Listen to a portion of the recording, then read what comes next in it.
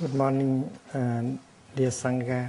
Today is June the 8th, the year 2006, and we are in the Từ Nghiêm Loving Kindness Temple of New Hamlet during our 21-day retreat, the breath of the Buddha.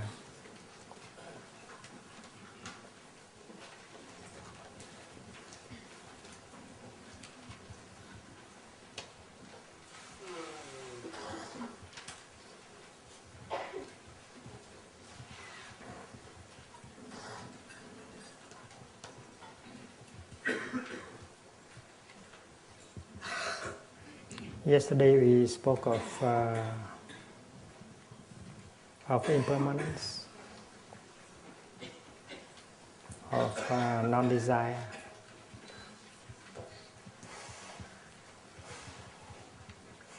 And today we speak of throwing away. Throwing away.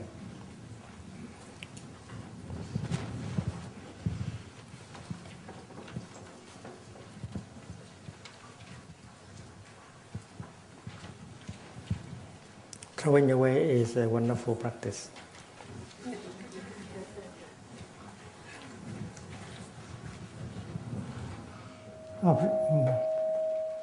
Mind object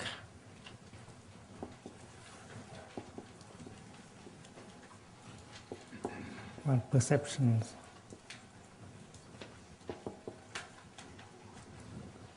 The first exercise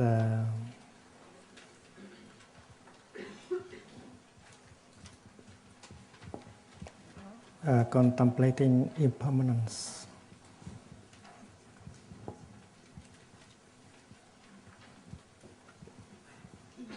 I breathe in. Contemplating impermanence, I breathe out. Quán vô thường.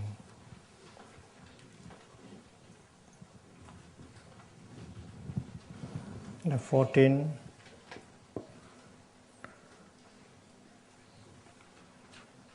Contemplating throwing away.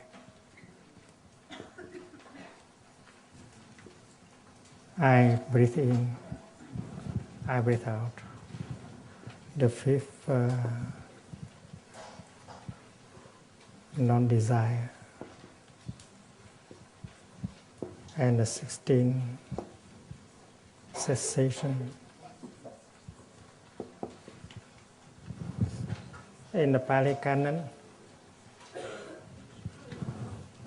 this is also the 13th, but the 14th is non-desire. And 15 is throwing away, and the 16 is cessation.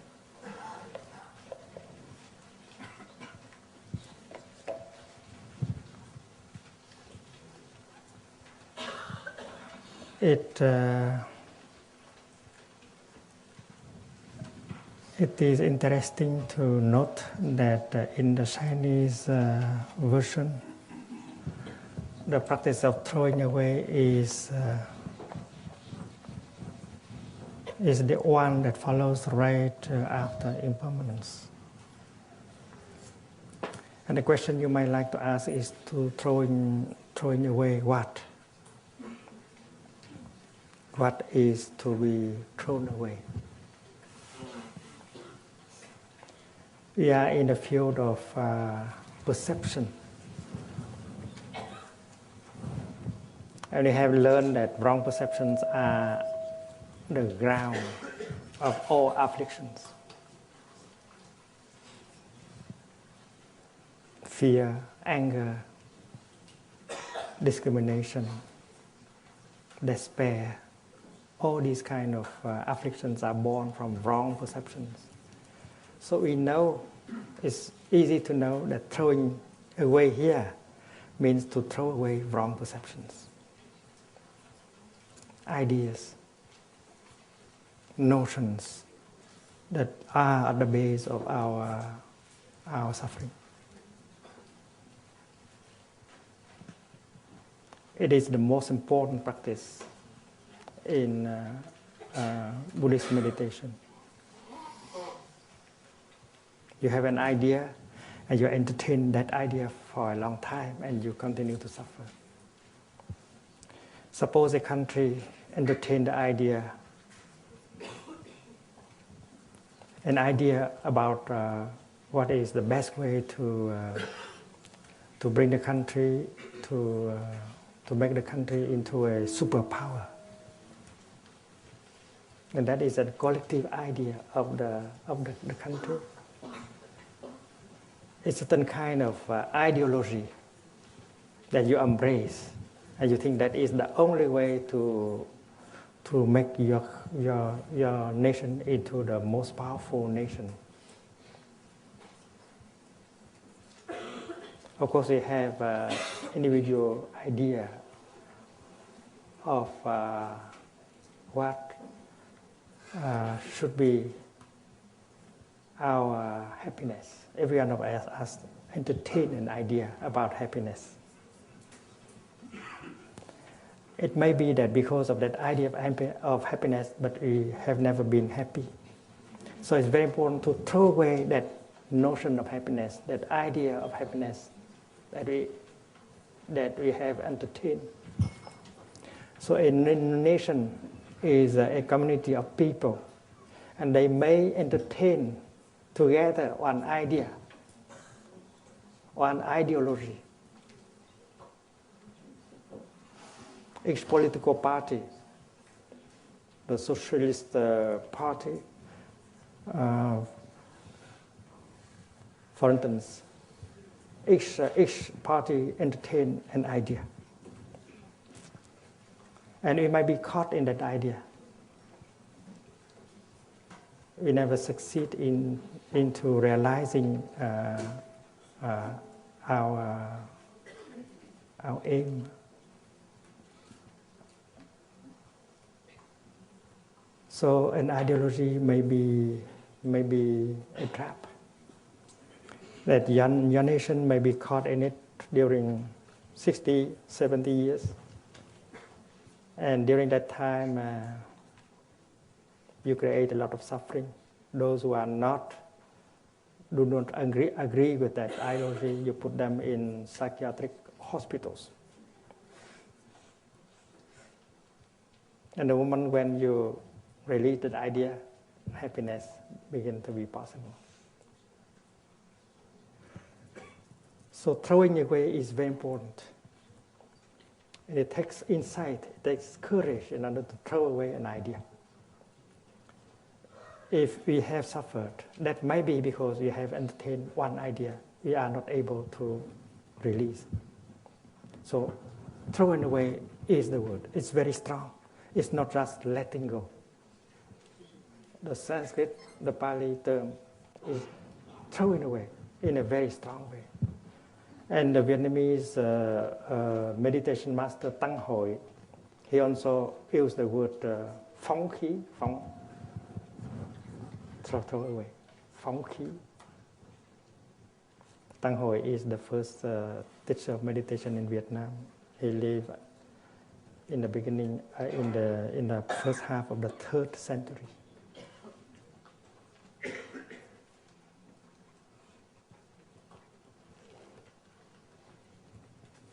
We have a book written on his life and his teaching.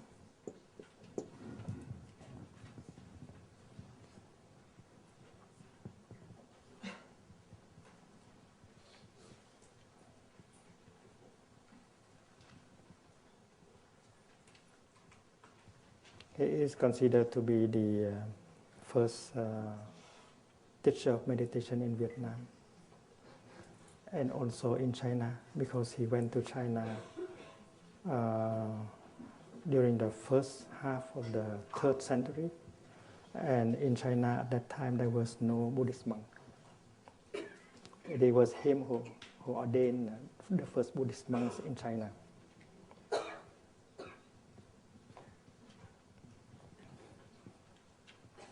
He used the word phóng, to throw, throw away.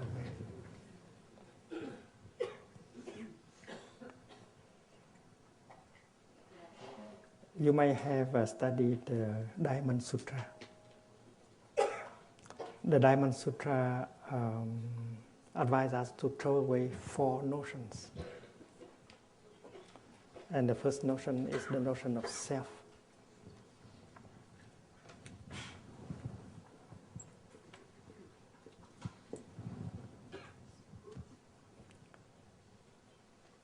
It is by intensive training that you can throw away the notion of self. If a couple know how to live in the spirit of non-self, there will be no difficulty, no anger, no discrimination, no despair, because they have realized the truth of non-self. If father and son, mother and daughter have the insight of no self, they look at each other as interbeing, and then there will be no problem. If the north and the south realize that they inter-are, and then there will be no problem. They will be like brothers and sisters.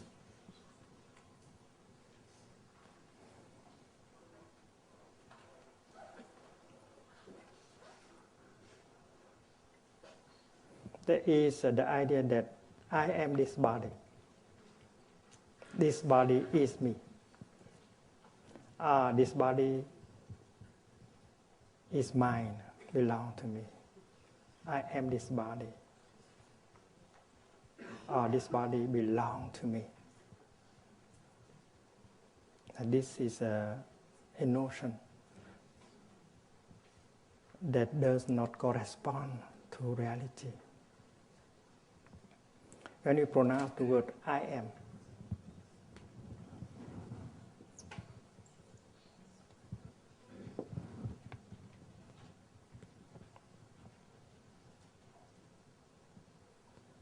we pronounce it on the ground of that notion, I am.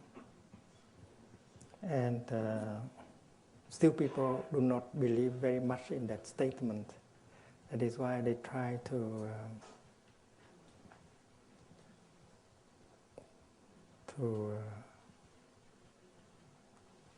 justify it with a kind of argument. Like René Descartes, in order to demonstrate that I am is a reality, he said, I think, therefore I am. I am. I remember one day I saw a cartoon picturing Descartes touching a horse, and he declared, I think that, therefore I am. And the horse asked back, you are what?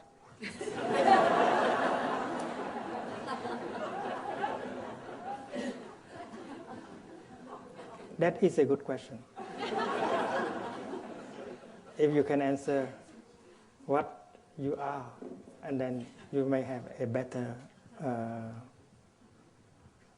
idea that is closer to reality.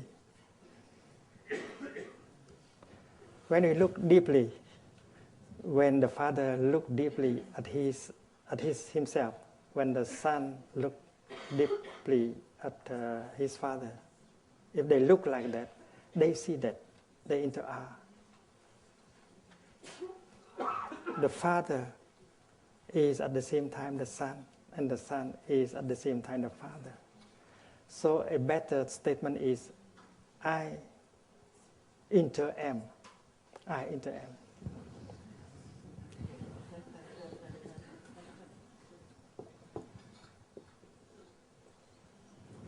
It's closer to the truth in the light of interconnectedness, in the light of interbeing in the light of interdependent origination. We see that the rose is made only of non-rose elements. We see that Buddhism is made only of non-Buddhist elements. So we are free.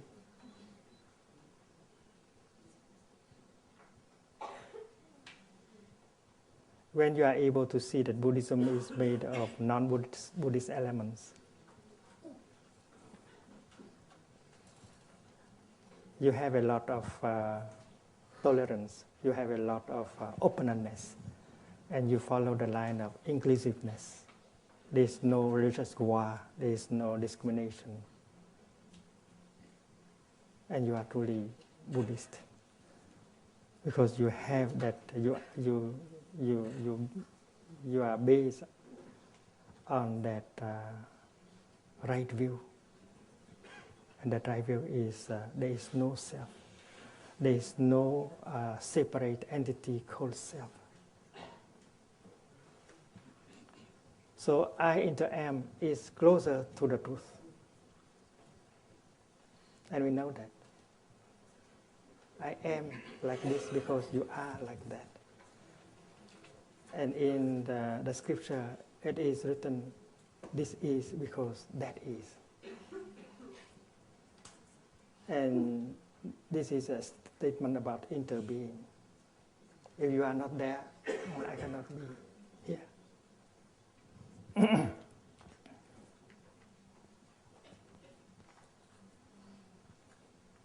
So it's very important to throw away the notion I am, the notion self, because it does not reflect the truth. And by looking deeply into the nature of reality, you are capable of throwing away that notion of I am. The second notion that the Diamond Sutra advises us to throw away is the notion man, human being.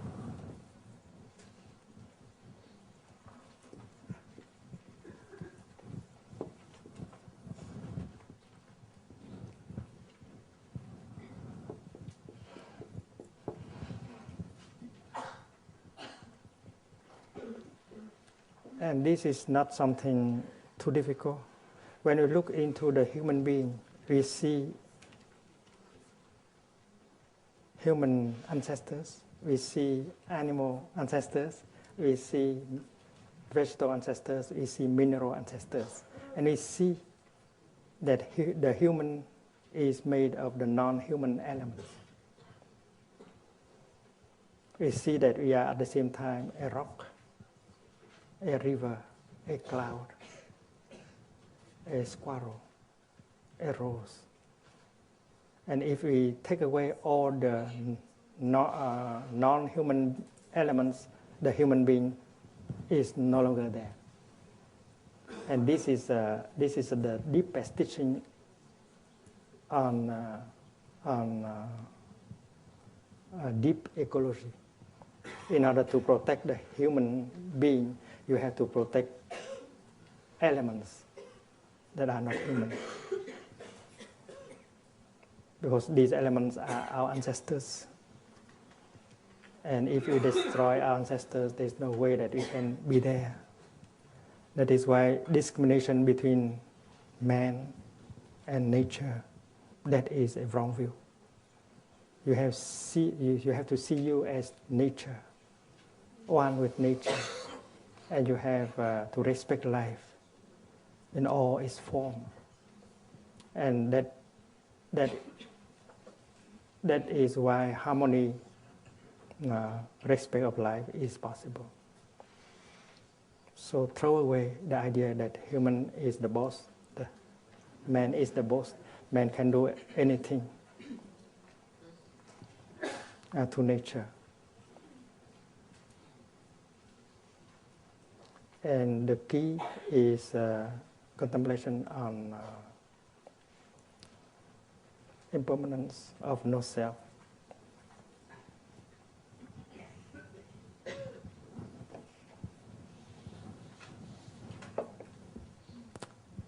The first is the notion of self to be thrown away. The second is the notion of man.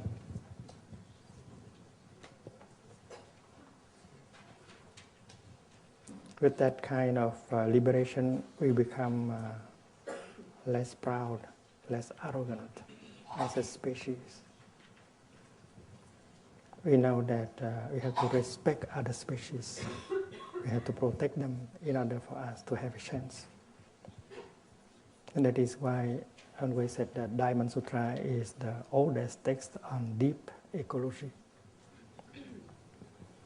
The third notion is the notion of living beings.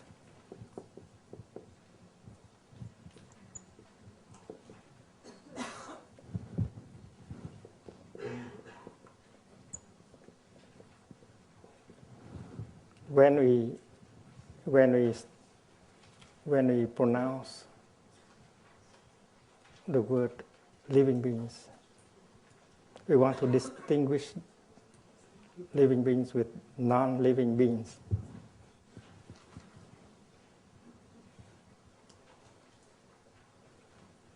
We mean animals,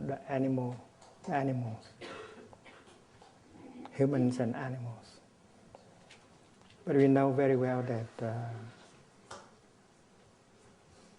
looking deeply into living beings, we see elements that could be called non-living beings. The vegetable, the minerals.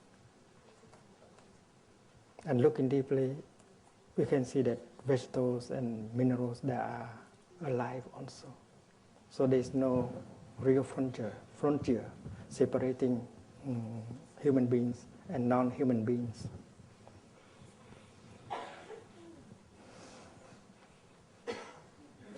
We have the notion of matière inerte, la matière inerte.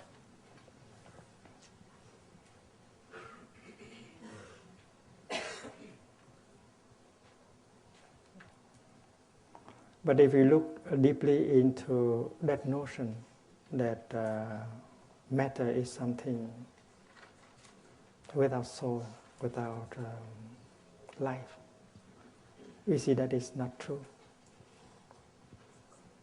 First of all, matter is the object of our perception.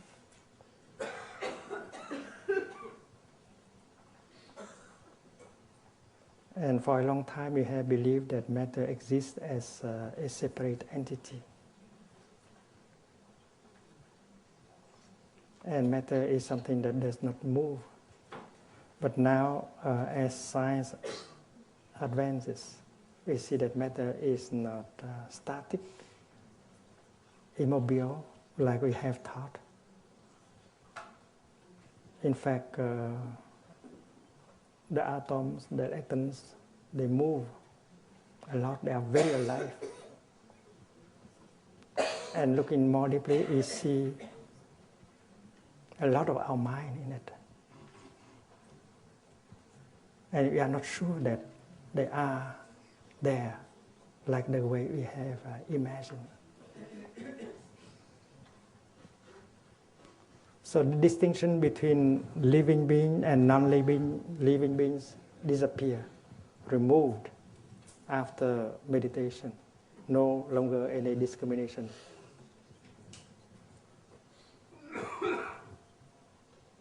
And the fourth notion to be thrown away is the notion of lifespan.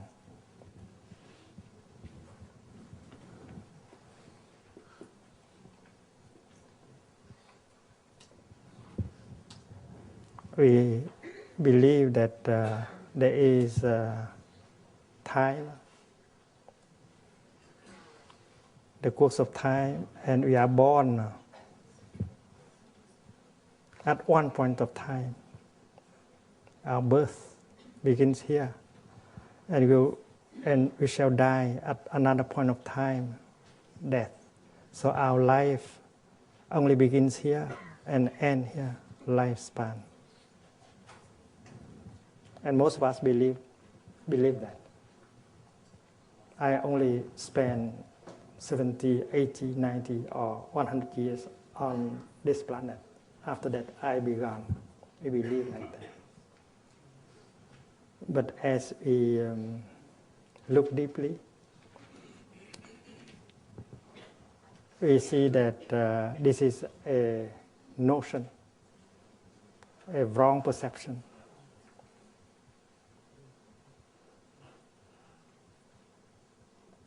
Birth is a notion, and death is also a notion. It's not reality. The other day we spoke of the deathlessness of a cloud.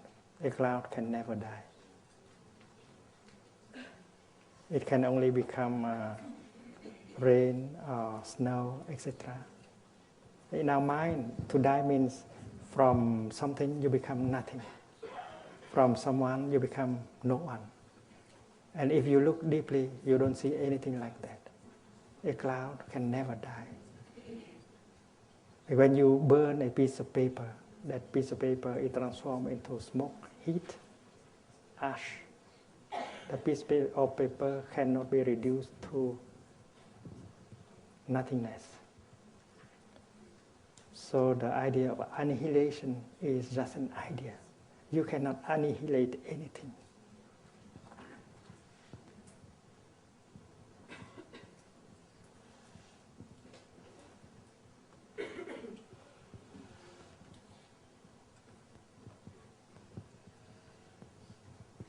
And if we look deeply, we see that the nature of the cloud is also the nature of no birth. Because in our mind, to be born is from nothing, you become something. From no one, you suddenly become someone. The cloud does not come from nothing. It has come from the water, in the river, in the ocean. It has come from the sunshine, the heat. And we know that the birth of a cloud is a poetic image. It is a new manifestation. Before being a cloud, the cloud has been many other things. So to say that from here to here is being, and from here back is non-being, and from here on is non-being. So we believe that from non-being we become being, and from being we become non-being. And that is a notion to be thrown away. Thrown away. Our true nature is nature of no birth and no death.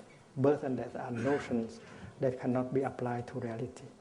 Because nothing can be born from nothing, and nothing can become nothing at all. And this meditation, this practice of looking deeply, will bring about insight. They will dissipate our fear, our despair. So that is the four notions, four basic notions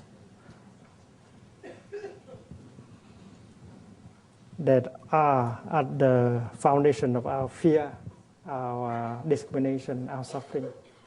And that is why the Diamond Sutra advise us to practice looking deeply so that we can throw them away.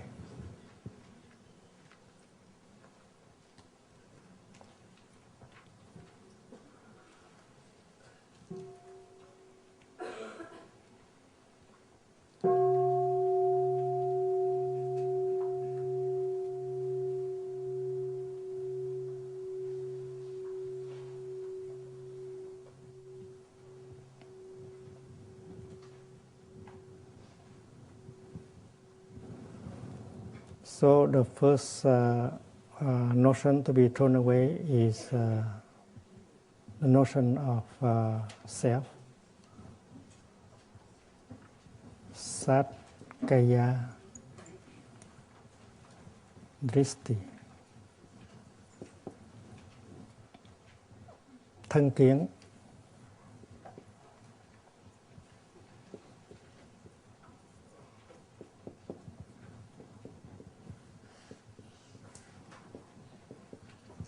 The view that this body is me, this body belongs to me. I am this body is me.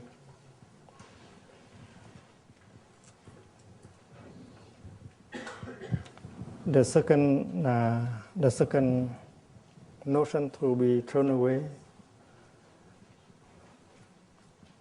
is the pairs of extremes called biên kiến.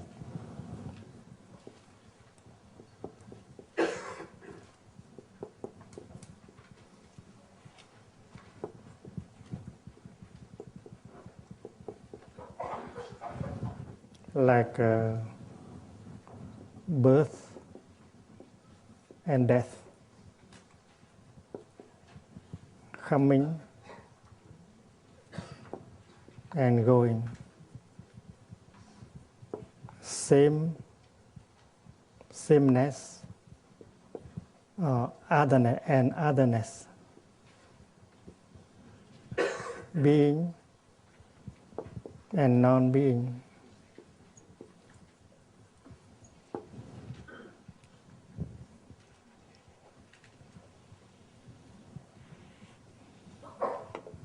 Eternity, eternalism, and annihilation.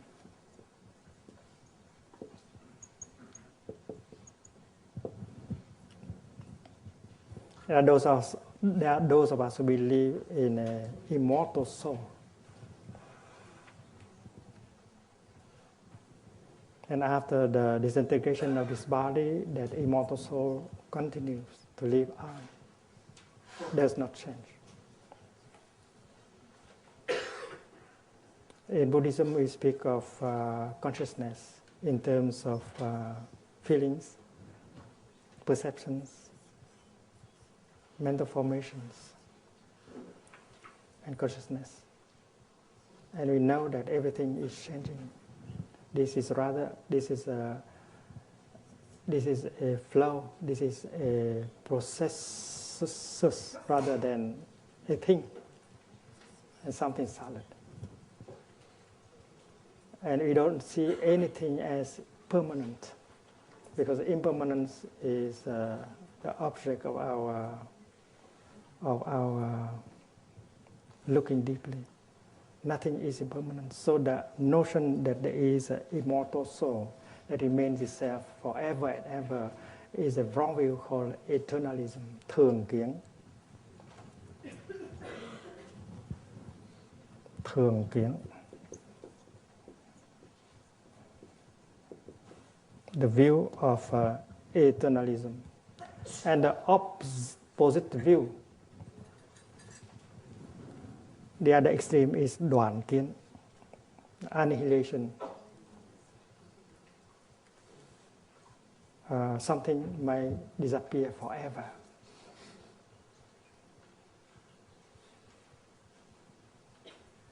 After we die, nothing is left. Absolutely nothing is left. That is another extreme. That is a wrong view.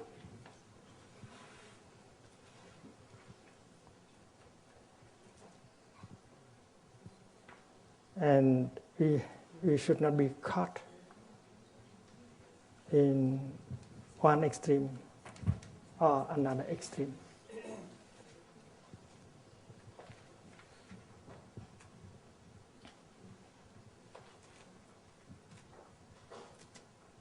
When Lavoisier looked deeply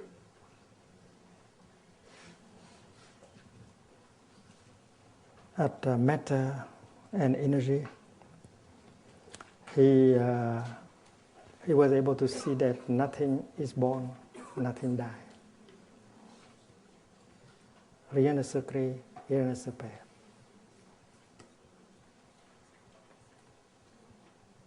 And that statement of his, rien ne se crée, rien ne se perd, coincide with what we read in the Heart Sutra, bất sinh bất diệt, no birth and no death. So birth and death are also another pair of extremes.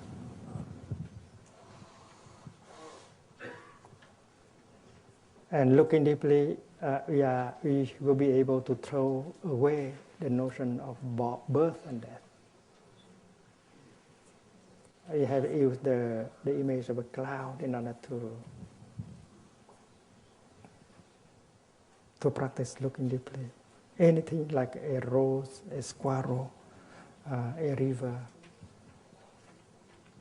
if anything is like that, is the nature of no birth and no death.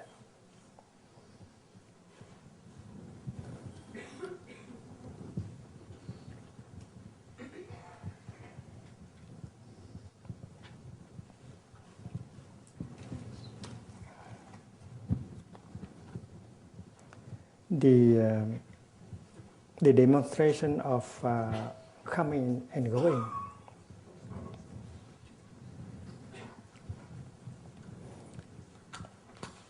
when we invite the flame to manifest,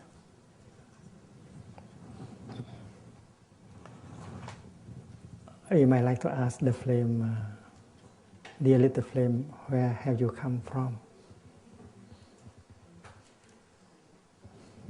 And when the flame is no longer there, you may like to ask the flame, dear little flame, where have you gone? We have the notion of coming and going.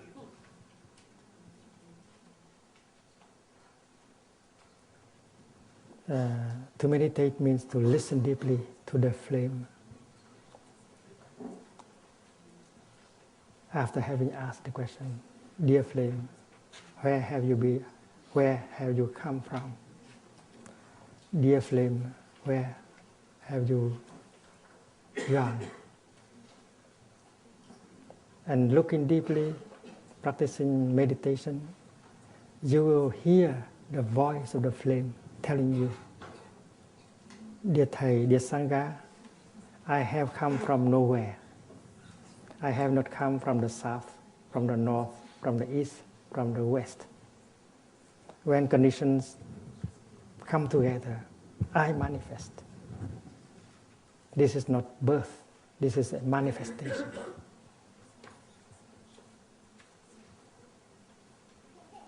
And we know that the flame is right. Her nature is the nature of no coming. When conditions come together and then she manifests, she has not come from any directions. So coming is a notion. Going is another notion. Dear little flame, where have you gone? And you listen to the flame, and you hear, dear Thầy, dear Sangha, I have gone nowhere. I have not gone to the south, neither to the north. When conditions are no longer sufficient, I cease my manifestation. My nature is no going, no coming, no going. So the notion of coming and going also are notions to be thrown away. When a being that is so dear to us ceases to manifest in a way she used to, we want to ask, beloved one, where are you now? Where have you gone? And if you listen carefully, she will tell you that she has not gone anywhere. She is still there somehow. And if you have the eyes of a Buddha, the eyes of a practitioner, you can still recognize her in her new manifestations. Because nothing is lost. Rien ne se perd.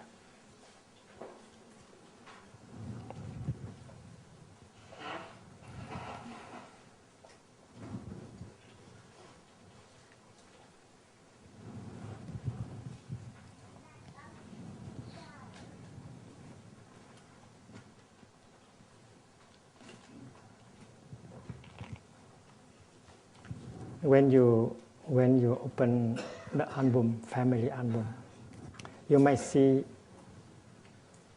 yourself, the image of yourself when you were 5 years old. Now you are 30 or 40. And you might like to ask, am I the same with that little girl? Am I the same person with that little boy?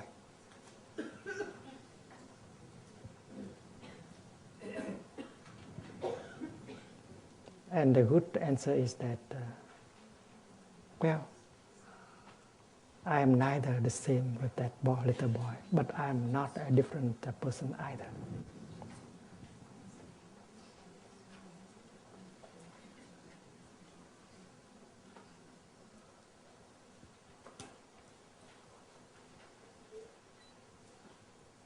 Several years ago in a retreat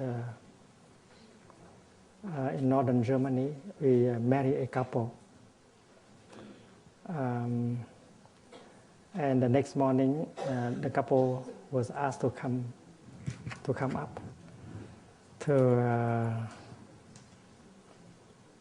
report on us on the teaching of no coming, no going, neither the same nor a different one.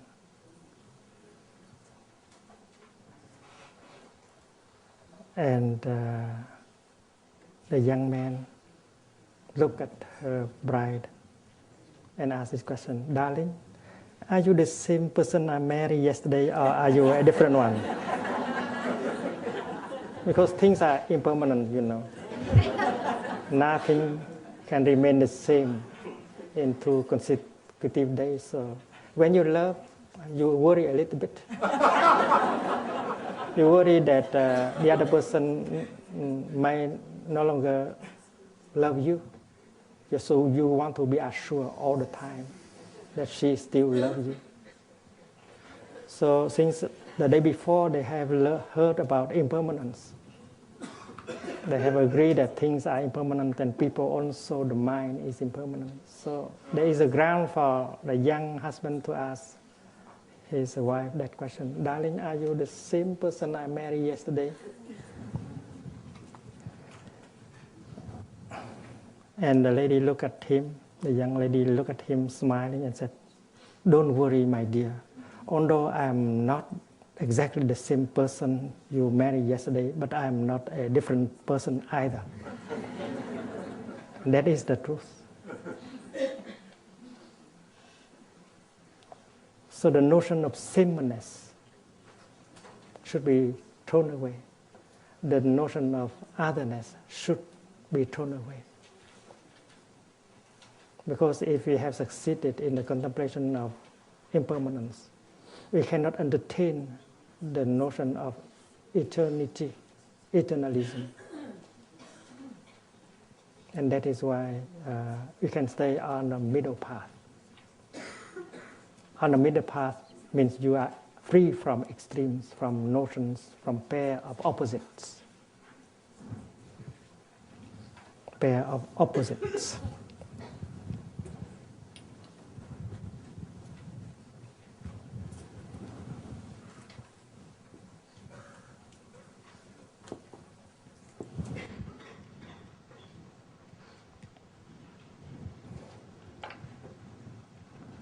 Now let us try to look